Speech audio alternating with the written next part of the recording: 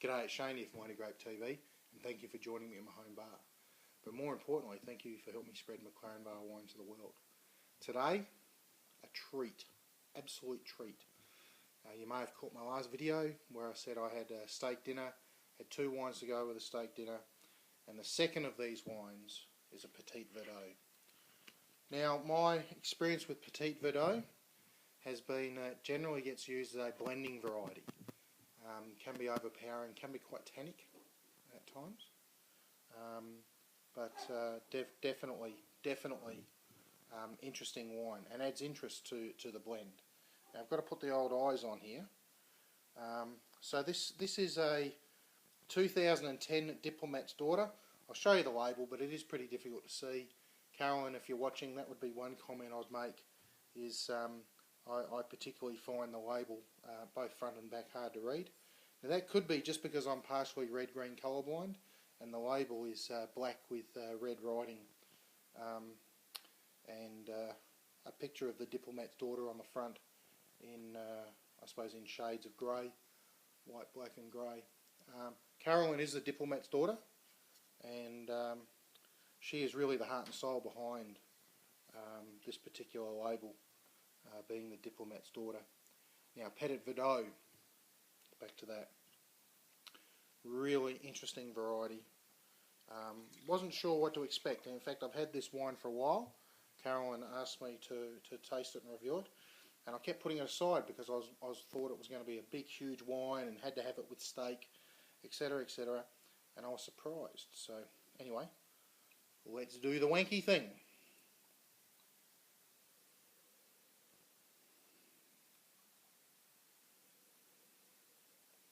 I found the nose absolutely intriguing. So different. A little bit of crushed ants to start with, which blew away a little bit. There's still a little bit there now, but it was certainly very distinctive when I first opened the wine. I also get almost stone fruit character on the nose, which I certainly wasn't expecting from a red wine. It was almost like nectarines, and I've heard this term used before, but I've never really worked out how somebody could determine it, but until today.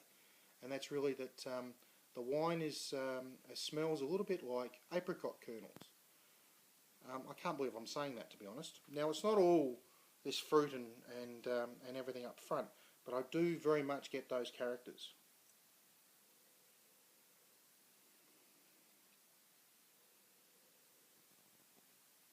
I get a little bit of oak character on the back, and some dried herbs again, but most of it is this up front fruit,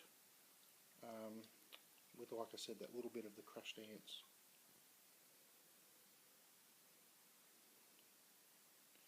Maybe a little bit of violet in the middle there,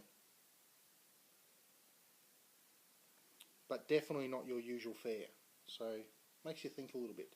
And I like that about a wine, so instead of just being the standard thing, that it is very different. So let's keep going with the wanky thing.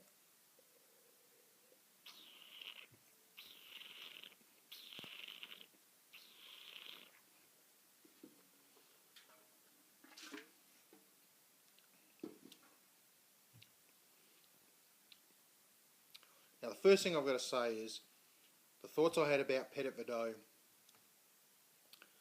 I'm not getting in this wine. I'm getting some interesting peach nectarine at the front, which again I don't really get that corresponding to a red wine. So that sparks my interest, intrigues me. The mid palate and the back of the palate, I was expecting this big, huge wine, maybe lots of oak, you know, the oak monster coming out, as Gary Vaynerchuk would say, and you know, really get into this wine in a big way. Well, I could be further wrong, but it's certainly not made that way at all. It is nice, vibrant, fresh. You know, there is some oak character there, but it plays a very minor role in this fruit. Carolyn, you've intrigued me no end in this wine, and I must say I find it highly enjoyable. One, to be intrigued, to be drawn into a wine that's different and not your usual fare, But one is because it just tastes good.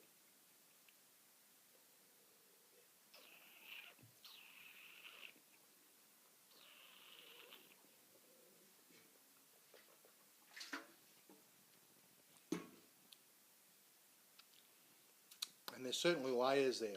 I'm getting the layers of that fruit that I mentioned earlier at the front. I certainly get the dried herbs, the nut kernel type thing in the mid palate. And the back of the palate is just nice and smooth, bringing all those flavours together. It's still sitting there now. The acid's good, all those things are good. It's sitting there quite nicely. So again, Carolyn, done a great job. Highly intrigued by the wine. I think it'd be interesting to see what it looks like in a couple of years as well, to see how it matures.